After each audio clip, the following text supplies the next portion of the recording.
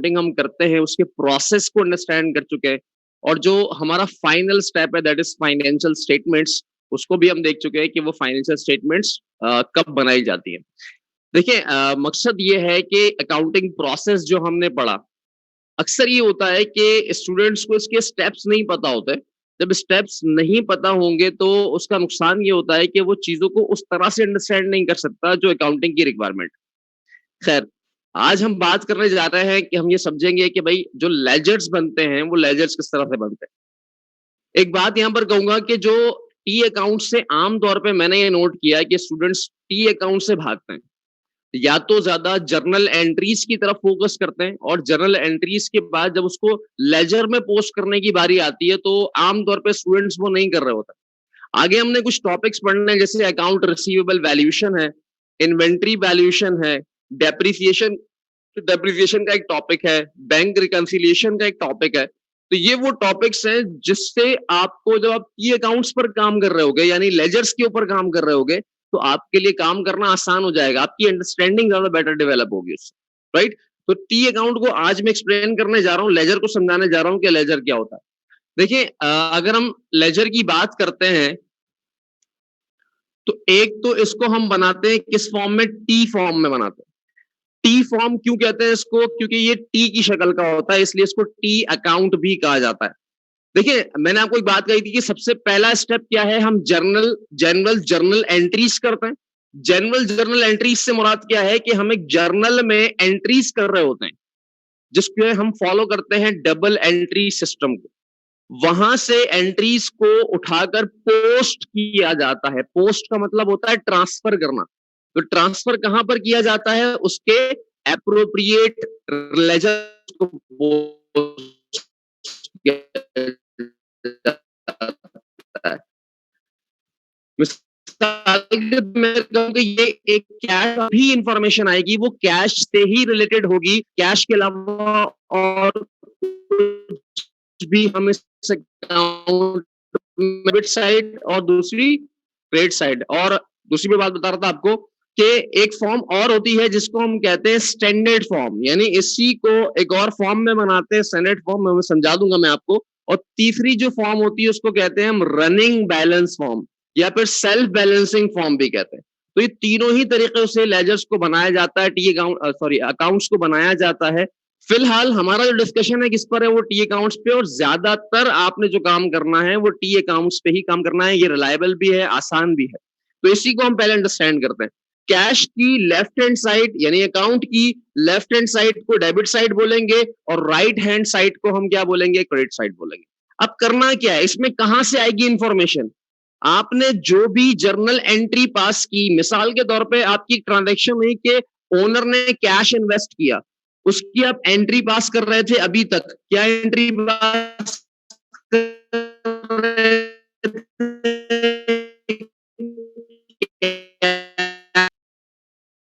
तो मैं बात कर रहा था कि हम जनरल जर्नल से, जो कि एक बुक है आपकी, जनरल जर्नल से आप ट्रांसफर करते हैं कहां पे, जनरल लेजर में। यानी यूं समझ ले कि जनरल जर्नल एक रजिस्टर है जिसमें आप एंट्रीज करते जाते हो, एंट्रीज मतलब डबल एंट्री करते जाते हो।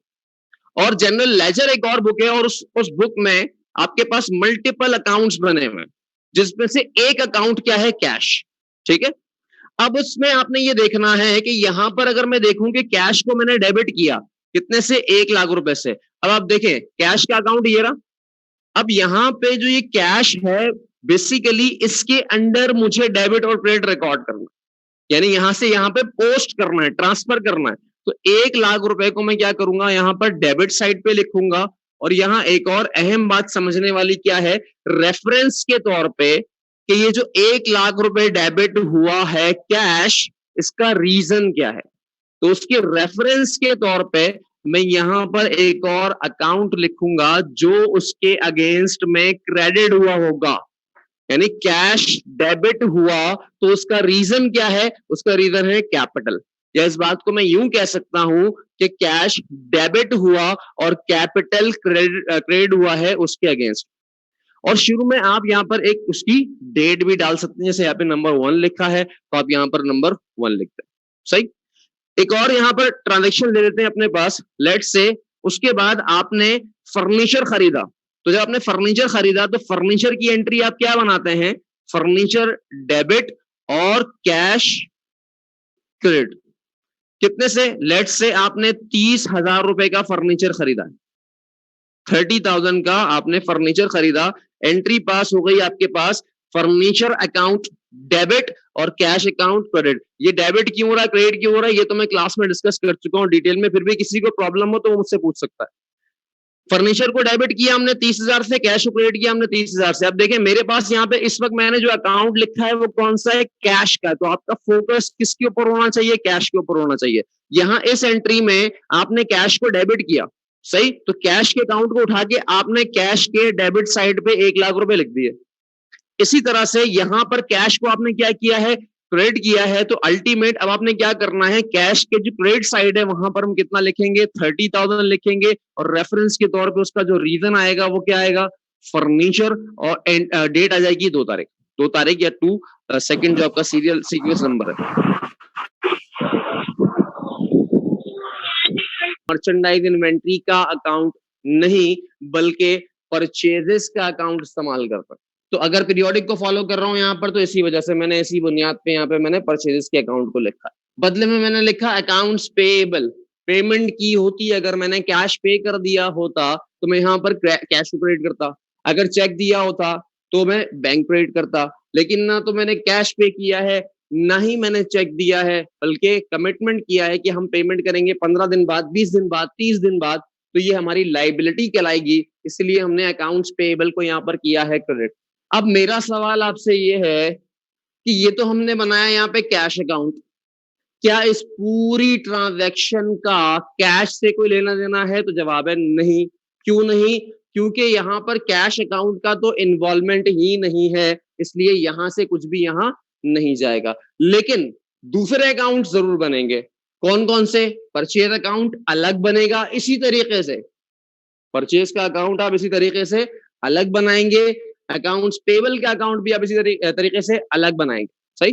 मिसाल के तौर पे हमारी ये ट्रांजैक्शन हुई है कितने की भाई, 10,000 रुपए।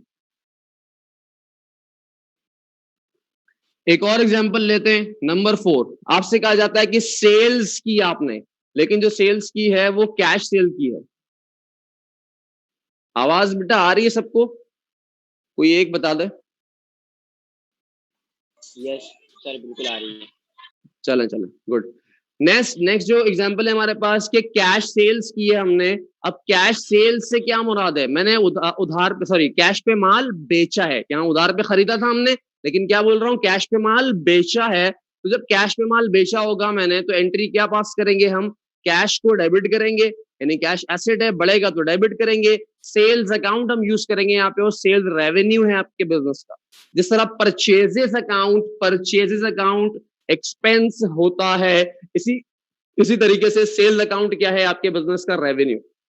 तो रेवेन्यू जब भी बढ़ेगा उसे कहां रिकॉर्ड किया जाएगा, क्रेडिट साइड पे। तो यहाँ कैश सेल्स के लिए जो मैं एंट्री पास करूंगा वो क्या होगी, कैश अकाउंट डेबिट, और दूसरा है हमारे पास सेल्स अकाउंट क्रेडिट। लेट से हमने ये माल बेचा है 20,000 रुपए का, 20,000। फाइनली कैश जो डेबिट हुआ, आप देखें मैंने कैश को किस साइड पे लिखना है, अब यहाँ पे कैश इन्वॉल्व हो रहा है, मैंने यहाँ कैश का टी अकाउंट बनाया आपके सामने, अब यहाँ पे कैश इन्वॉल्व हुआ है, कैश को डेबिट करूंगा मैं कितने से, 20,000 से, मतलब कैश की डेबिट साइड पे लिखूंगा 20,000, और इसका रीजन यहाँ पर आ जाएगा सेल्स, और तारीख आ जाएगी 3, सही। मान लेते हैं कि पूरे मंथ के दौरान हमने ये 4 ही ट्रांजैक्शंस की। अब जो अगला मरहला है वो क्या होगा, अब यहां पर ये जो कैश अकाउंट मैंने बनाया है, ये कैश अकाउंट बेसिकली क्या कर रहा है, सिर्फ कैश के हवाले से ही मुझे इंफॉर्मेशन दे रहा है। इस अकाउंट में मुझे कैश के अलावा और कोई इंफॉर्मेशन नहीं मिलेगी। इसके अलावा मुझे अगर किसी और चीज की इंफॉर्मेशन चाहिए तो मुझे उसके ही अकाउंट में जाकर देखना होगा। मतलब मैं देखना चाहता हूं कि भाई फर्नीचर कितना है, फर्नीचर का क्या स्टेटस है इस वक्त, कैपिटल कितना है, कितना ओनर इन्वेस्टमेंट कर चुका है अब तक कारोबार में, उसका स्टेटस, यानी कैपिटल का स्टेटस मुझे चेक करना है तो मुझे कैपिटल के अकाउंट में जाना होगा। परचेजेस का स्टेटस चेक करना है तो मुझे परचेजेस के अकाउंट में जाना होगा। सेल्स के अकाउंट में सेल्स के अकाउंट के लिए मुझे सेल्स के अकाउंट में जाना होगा। तो यहाँ पर हर एक चीज़ की, हर एक अकाउंट